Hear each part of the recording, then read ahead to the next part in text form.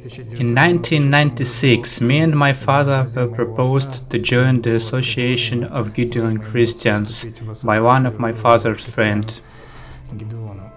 In that same year, we got a membership in this organization. The membership in this organization expanded our ability to distribute the Word of God in the different places of our region. At the very beginning of our service, we visited the ordinary educational institutions, senteced schools, where we, along with distributing the Gideon Gospel, also were getting the ability to tell these young people about God and spread the Word of God. Over time, our ability to distribute the Gospel started to increase, so that, from visiting ordinary schools, we also started to visit boarding schools and military units of our region. In 2002, I arrived to Vinnytsia Correctional Facility No. 1 to serve my term. Eventually, people who were with me in a cell became interested in the Word of God.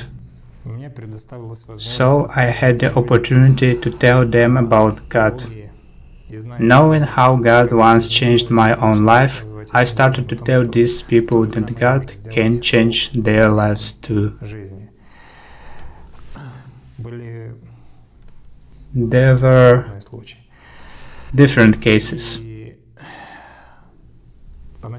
At first, there were people in my cell who didn't want to listen about the Word of God at all.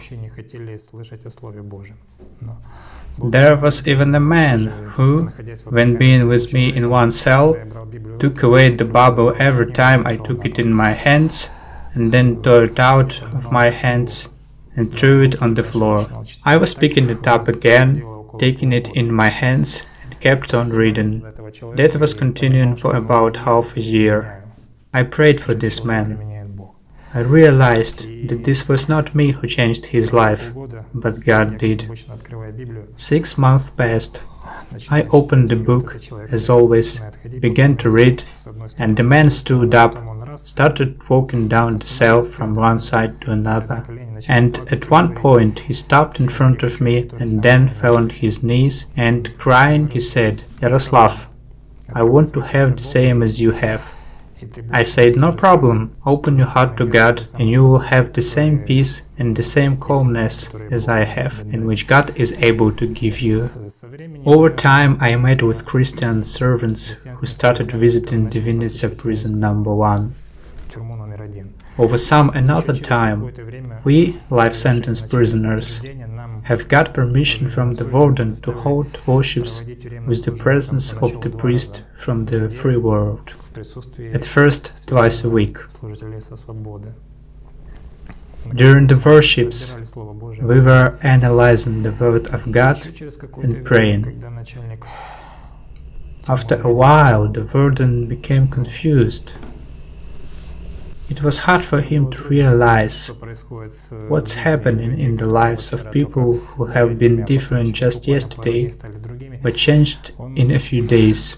So he let us, life sentenced, gather by ourselves to read the Holy Bible and pray. It happened so that the servants from the Freedom offered my candidacy to work with the life sentenced, and the prison management didn't mind letting me to such an activity. In fact, this is how the prison worships were going. As I said before, when serving in the Gideon Christian Association, we were distributing Gospels in elementary schools, boarding schools, and military units, as well as in hospitals of our city. When I passed by the prison, I didn't think that we needed to spread those Gospels in that place. Moreover, I avoided to visit this place. But the tragedy that has happened with my relatives changed my life and then changed my view on those who were imprisoned. When we started our serving, it consisted of only visiting this prison by my father. He brought the Gideon's Gospels there, distributed them by himself, and I was also able to distribute those Gospels to the people around me. People read, asked questions. Many of them heeded. Some decided to sacrifice their lives and to dedicate them to God.